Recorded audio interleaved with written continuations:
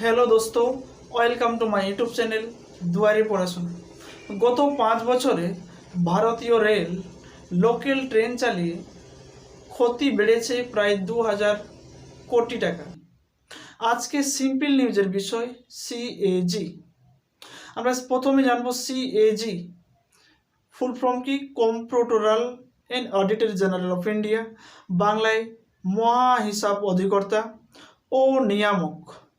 আমরা সিএজি সম্পর্কে বিস্তারিত আলোচনা করার আগে একটি কাহিনী শুনব। একটি ফ্যামিলিতে যেমন একজন হেড থাকে, অর্থাৎ একটি ফ্যামিলিতে যেমন অভিভাবক থাকে, যাকে আমরা হেড অফ দ্য ফ্যামিলি বলছি। হেড অফ দ্য ফ্যামিলির 4জন পুত্র সন্তান আছে, ABCD। এই 4জন পুত্র সন্তান তারা ঠিক করলো পৌষ মাসের মেলার খরচ হিসেবে তারা সবাই 40 টাকা করে নিয়ে তার অভিভাবককে দাবি রাখা।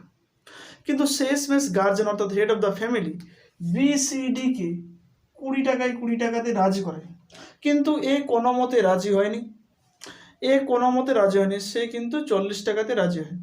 এই 4জন সবাই টাকা নিয়ে মেলা দেখতে চলে গেল। মেলায় ঘোরাঘুরির পর অর্থাৎ শেষ মুহূর্তে বাড়ি আসার শেষ মুহূর্তে তারা একটি দোকানে নাস্তা করে। সেই দোকানে নাস্তা করার সময় সবাই 2টি করে নিয়ে পাঁপড় খায়। কোটি 2টি, একটি পাঁপড়ের দাম কত? 10 টাকা। তাহলে 2টি পাঁপড়ের দাম কত? 20 টাকা। অর্থাৎ BCDর কাছে আর 1 টাকাও নেই, কারণ সবই খরচ। কিন্তু এর কাছে কত বাঁচা আছে? 20 টাকা। অর্থাৎ খাবার পর BCD প্রথমে দোকানদারকে টাকা দেয় এবং শেষে টাকা দিকে এ টাকা দেয় 40 টাকা। 40 টাকা দেয় এবং 20 টাকা খরচ, আবার 20 টাকা এক্সট্রা দেয়। সে 20 টাকা এক্সট্রা টাকাটা সে দোকানদারকে বলে এই 20 টাকাটা 10 দিন রাখ। 20 টাকা আরও এক্সট্রা টাকাটা সেই 20 টাকা রাখার জন্যে 10 দিন পরে আমি টাকাটা নিয়ে নিব। ওই 20 টাকার মধ্যে তোকে 5 টাকা দিব আর আমি নিব কত? 15 টাকা। দোকানদার সে 20 টাকার বাঁচার মধ্যে দোকানদারের 5 টাকা সাবসিডি এবং নিজের কত? 10 টাকা। তাহলে এইভাবে করাপশন। কেমনভাবে করাপশন? এইভাবে, অর্থাৎ 10 টাকা নয়, 15 টাকা। সে কিন্তু কার সাথে সেট করা আছে? এ নামক ছেলেটি দোকানদারের সাথে সেট করা আছে।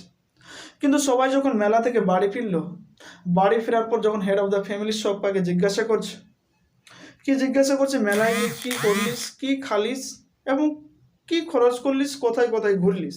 তো BCD একসাথে জবাব দিই, আমরা সবাই মেলায় খরচ করেছি 20 টাকা। যে টাকাটা ছিল সেই টাকাটাই খরচ করে দিয়েছে, 2টা করে পাঁপড় খাইছে। কিন্তু BCDর কাছ থেকে হেড অফ দ্য ফ্যামিলি সে জেনে গেছে যে এও কত টাকা খরচ করেছে? 20 টাকা। কিন্তু তার সাথে বাঁচা আছে কত? 20 টাকা।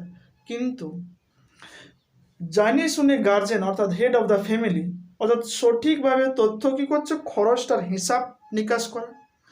যদি গড়বড়ি থাকে, অর্থাৎ যদি অন্য কোনো টাকাটা যদি সঠিকভাবে ব্যয় না করে কোনো পুত্র সন্তান, তার উপর অ্যাকশন নেওয়া, এটাই হচ্ছে সিএজির কাজ। হেড অফ দ্য ফ্যামিলি হচ্ছে সিএজি। যেমন এই ছেলেটার উপর অর্থাৎ এ নামক ছেলেটার উপর অ্যাকশন নেওয়া। অ্যাকশন না কেমন? তাকে আর কোনো মেলার জন্য অর্থাৎ এক্সট্রা টাকা না দেওয়া, এটাই অ্যাকশন। এটাই হচ্ছে সিএজির রিয়েল কাজ। এইরকম দুর্নীতি, যেমন সে 20 টাকা এক্সট্রা টাকাটা, সেই 20 টাকা এক্সট্রা টাকাটা দোকানদারকে 5 টাকা দিবে আর সে নিজে নেবে 15 টাকা। এইরকম দুর্নীতির হাত থেকে মুক্ত করার জন্য ভারতের সংবিধান নির্মাতা বাবা সাহেব আম্বেদকর সংবিধান তৈরি করার সময় তিনি অনুভব করেছিলেন এরকম দুর্নীতি আসার চান্স ছিল বা আছে। সেই দুর্নীতিকে মুক্ত করার জন্য ব্রিটেনের সংবিধানকে অনুকরণ করে নিয়ে আমাদের দেশে সিএজি অর্থাৎ কে নিয়ে আসা হয়েছে। ভারতীয় সংবিধানে কে অর্থাৎ সিএজির 148 থেকে 151 নম্বর ধারায় বিস্তারিত আলোচনা করা আছে এবং বর্তমানে মহা হিসাব অধিকর্তা ও নিয়ামক রূপে গিরিশচন্দ্র মুর্মু কর্মরত আছে। আমরা এটা জানার পরে আর একটু আমরা আগে দিকে যাই, অর্থাৎ স্টেট গভর্নমেন্ট এবং সেন্ট্রাল গভর্নমেন্টের ব্যাপারে। State government and central government, state government এবং সেন্ট্রাল গভর্নমেন্ট, অর্থাৎ যেমন স্টেট গভর্নমেন্ট, সেন্ট্রাল গভর্নমেন্ট, তাদের যেমন বিভিন্ন ডিপার্টমেন্ট আছে, যেমন defence minister, education minister, social minister, agriculture minister, etc, অনেকগুলো ডিপার্টমেন্ট আছে। তো প্রত্যেক ডিপার্টমেন্ট দাবি করছে আমাকে টোটাল জিপির এত পার্সেন্ট টাকা দাও, কত টাকা দাও, এত পার্সেন্ট দাও, এত পার্সেন্ট দাও। কিন্তু সেন্ট্রাল গভর্নমেন্ট বা স্টেট গভর্নমেন্ট ডিপার্টমেন্ট বলছে, ডিপার্টমেন্টকে অর্থাৎ মিনিস্ট্রি অফ ডিপার্টমেন্টদের বলছে যে আমার যেরকম ফান্ড আসবে সেই ফান্ড অনুযায়ী টাকা বিলি করা হয়। কিন্তু আমাদের যে ফান্ড, সেই ফান্ড অর্থাৎ ইনকাম ট্যাক্সের টাকা, কর্পোরেট টাকা, এক্সাইজ ডিউটি, সেস, লেভি এবং বিদেশ থেকে ঋণ নেওয়া যে টাকা যে ফান্ডে জমা হয়, সেই ফান্ডের নাম কনসলিডেটেড ফান্ড অফ ইন্ডিয়া। সেই ফান্ডটার নাম কনসলিডেটেড ফান্ড অফ ইন্ডিয়া। এই ফান্ড অর্থাৎ সঞ্চিত হওয়ার পর সে বাজেটকে ডাইরেকশন করে, সেই বাজেটকে সূচিত করে, সেই বাজেটকে তৈরি করে কাউন্সিল অফ মিনিস্টার অর্থাৎ মন্ত্রিসভা। সে মন্ত্রিসভা পার্লামেন্ট হোক, লেজিসলেচার হোক, সে সংসদ হোক, বিধানসভা, সেই বাজেটটা অর্থাৎ কাউন্সিল অফ মিনিস্টারে ডিসাইড করার বাজেটটা সেটা প্রেসিডেন্ট গভর্নর যদি সাইন করে, সেটা আইনে পাস করে, এটা আইনসম্মত বাজেট সে ডাইরেকশন করে কাকে, ফান্ডকে সে এলোকেশন করে, বাজেট কি করে, টাকাটার বন্টন করে যে কোন ডিপার্টমেন্টে কত টাকা খরচ যাবে, সেই ফান্ড অনুযায়ী ডিফেন্সে যাবে, এডুকেশনে যাবে, সোশ্যালে যাবে, এগ্রিকালচার যাবে। তো বিভিন্ন ডিপার্টমেন্টে টাকা রিলিজ হলো সিএফআই ফান্ড থেকে। টাকা রিলিজ হওয়ার পর সাপোজ কথার কথা ডিফেন্স মিনিস্টারের জায়গায় 40,000 করোড় টাকা তাদের ভান্ডারে গেল, অর্থাৎ তাদের ভান্ডারে, ডিফেন্স মিনিস্টারের ভান্ডারে। ডিফেন্স মিনিস্টার টাকা পাওয়ার পর সে ডিসাইডেড করছে যে তারা বর্তমানে যে অত্যাধুনিক হেলিকপ্টার অর্থাৎ লাইট কমব্যাট হেলিকপ্টার কেনার চেষ্টা করছে, অর্থাৎ প্ল্যান করছে। তো একটি লাইট কমব্যাট হেলিকপ্টারের আন্তর্জাতিক বাজার মূল্য সাপোজ কথার কথা 10,000 করোড় টাকা। কত? একটির দাম 10,000 করোড় টাকা। তাহলে 40,000 করোড় টাকায় কয়টি কেনা যাবে? 4টি। কিন্তু সেই লাইট কমব্যাট হেলিকপ্টার নির্মাতা কোম্পানির সাথে ডিফেন্স মিনিস্টার চুক্তি করলো কত? একটি লাইট কমব্যাট হেলিকপ্টারের দাম 20,000 করোড় টাকা। তাহলে একটির দাম যদি 20,000 করোড় টাকা, তাহলে তাদের বাজেটের ভাগের মধ্যে 40,000 করোড় টাকা কয়টি পাওয়া যাবে? 2টি। কিন্তু এই জায়গাটায় 20,000 করোড় টাকার করাপশনের মধ্যে জোড়া আছে, 20,000 করোড় টাকা করাপশন। কিন্তু টাকা সব ডিপার্টমেন্টকে দেওয়া হয়েছে, টাকা খরচ করার সময়সীমা শেষ হলো। এরপর ভারতীয় সংসদ অর্থাৎ পার্লামেন্ট প্রত্যেকটি ডিপার্টমেন্টের খরচ সঠিকভাবে ব্যয় হয়েছে কিনা সেটা যাচ অর্থাৎ তদন্ত এবং শুধুমাত্র হিসাব করা যে এখনো কত টাকা বাঁচা আছে বা কত টাকা খরচ হয়েছে, কত টাকা খরচ হয়নি বা কিসের জন্য কত টাকা খরচ করা হয়েছে, সেই হিসাব নিকাশ করার জন্য সংসদের বা পার্লামেন্টের এজেন্ট হিসাবে যে সংস্থাটি কাজ করে তার নাম সিএজি। সিএজির কাজ কি? সংসদের একটি সংস্থা, মনোনীত সংস্থা, সেই সংস্থাটি কি করে? প্রত্যেকটি ডিপার্টমেন্টের খরচ হিসাব নিকাশ করা। অর্থাৎ সিএজি হিসাব নিকাশ প্রত্যেকটি ডিপার্টমেন্টে করার সময় যদি কোনো ডিপার্টমেন্টে যদি আর্থিক গোলযোগ দেখা দেয় অর্থাৎ দুর্নীতি দেখা দেয়, তাহলে সেই ডিপার্টমেন্টকে প্রশ্ন করার অধিকার নেই কেনে টাকাটা, অর্থাৎ এই জায়গাটা যেমন ডিফেন্স মিনিস্টারের জায়গায় 10,000-এর জায়গায় যদি 20,000 করোড় টাকায় কেনা হয়েছে, কিন্তু 10,000টি 20,000 করোড় টাকায় কেন কেনা হয়েছে, কি কারণে এত টাকা ভাঙা হয়েছে, সঠিকভাবে ব্যয় হয়েছে কিনা যদি যুক্তিসম্মত ব্যাখ্যা না পায়, সিএজি সঠিকভাবে যদি যুক্তিসম্মত না পায়, তাহলে তার উপর অ্যাকশন নেওয়া, সিএজির কাজ। কিন্তু বাস্তবে ভারতবর্ষের ক্ষেত্রে কম্প্রোটোরালের কোনো অর্থাৎ ভূমিকা নেই। কেন কি কারণে টাকা ভাঙা হয়েছে, কেন কি কারণে 10-এর জায়গায় 20,000 কেন খরচ করা হয়েছে, তার প্রশ্ন করার তো দূরের কথা, তার উপর আঙুল তোলা একদমই আঙুল তোলার কোনো প্রশ্ন নাই। শুধুমাত্র যে খরচ করেছে 10-এর জায়গায় 20,000, 20-এর জায়গায় 30,000 যে খরচ করা হয়েছে, সেই খরচটা শুধুমাত্র অডিট করা, অডিটর জেনারেল রূপে কাজ করে, শুধুমাত্র এর কোনো কাজ নেই। অর্থাৎ কি কারণে কেনে এত টাকা ভাঙা হয়েছে তার ব্যাখ্যা চাওয়ার কোনো ব্যাখ্যা চাওয়ার অধিকার নেই, অর্থাৎ ক্ষমতা নেই। সিএ ভারতবর্ষের সিএজি, কিন্তু এই সিএজি ভারতবর্ষে কেমন আকারে আছে? চুপচাপ আকারে। কিন্তু ব্রিটেনে যদি সিএজি, আমাদের সংবিধানে সিএজি কোন দেশ থেকে এসেছে? ব্রিটেন থেকে। সে ব্রিটেনের সিএজি কি করে?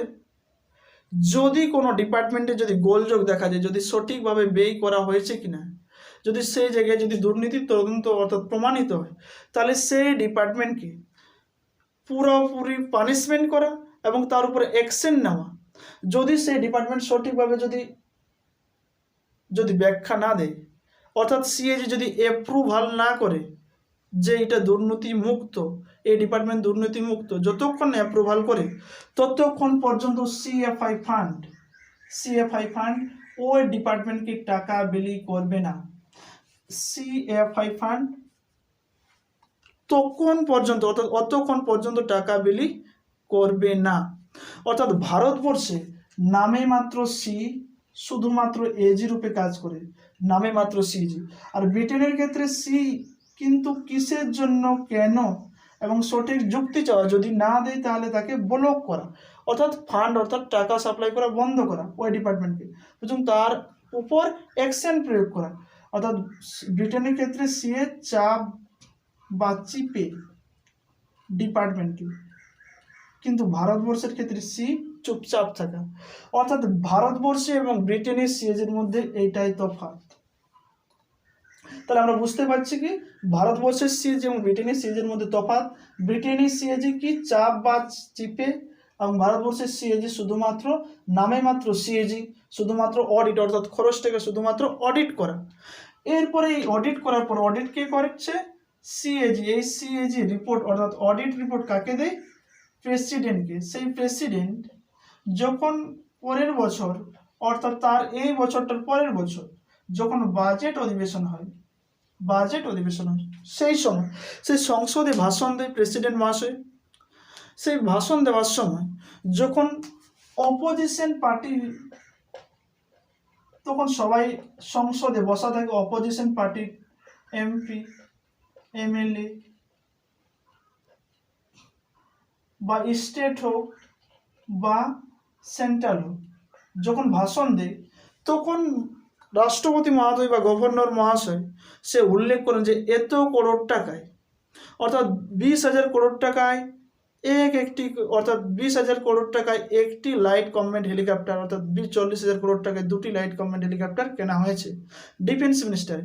তখন সবাই যখন জানলো, অর্থাৎ এমপি মহাশয় যখন জানলো, অর্থাৎ অপোজিশন নেতা অর্থাৎ বিরোধী নেতা এবং বাকি এমপি মহাশয় যখন জানলো, তখন তারা সরকার পক্ষকে প্রশ্ন করতে ছুড়ে যে এই জায়গাতে করাপশন আছে, এই জায়গাতে দুর্নীতি আছে। যদি ভারতবর্ষে যদি এই সি যদি রিয়েল ভূমিকা পালন করতো, তাহলে কোনো মন্ত্রীর চুরি করার অধিকার থাকতো না। তারপরে এই জায়গাটায় তাহলে তারপর জানাজানি সিএজি রিয়েল ভূমিকা না পালন করার জন্য এই জায়গাটা এইখান থেকে এত দূর চলে গেল দুর্নীতি। তার বছর সিএজি রিপোর্ট প্রকাশিত হওয়ার পর জানাজানি হলো যে এই জায়গাটায় করাপশন আছে। কিন্তু ভারতবর্ষের পার্লামেন্টে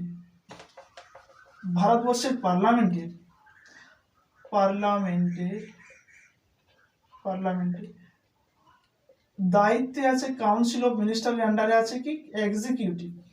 কোথায় আছে? এক্সিকিউটিভ। এবং এই জায়গাতে এক্সিকিউটিভ এবং এমপি আছে, অর্থাৎ অপোজিশন এমপি আছে। অপোজিশন ভুগতে আছে মানে সবসময় বলতে আছে এই জায়গায় কারাপশন আছে, এই জায়গায় কারাপশন আছে, এই জায়গায় দুর্নীতি আছে, অর্থাৎ বিরোধী দলনেতা বলতে আছে। কিন্তু কাউন্সিল অফ মিনিস্টারের কাছে কি আছে?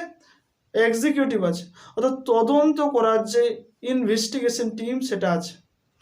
এর জন্য যখন রুলিং পার্টি অর্থাৎ শাসক দল যখন রাজত্ব করে, তখন এই দুর্নীতিগুলো ধামাচাপা থাকে।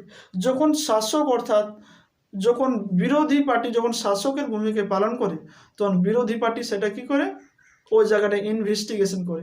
যেমন কংগ্রেস সরকারের আমলে যেমন 2G কেলেঙ্কারি, সেটা মোদী সরকারের আমলে 2G কেলেঙ্কারি প্রকাশ্যে আসে।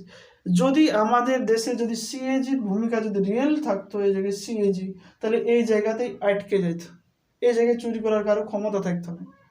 কিন্তু কার কেমন লাগলো সবাই যেমন কমেন্ট করে মতামত দিবেন। যদি ভালো লাগে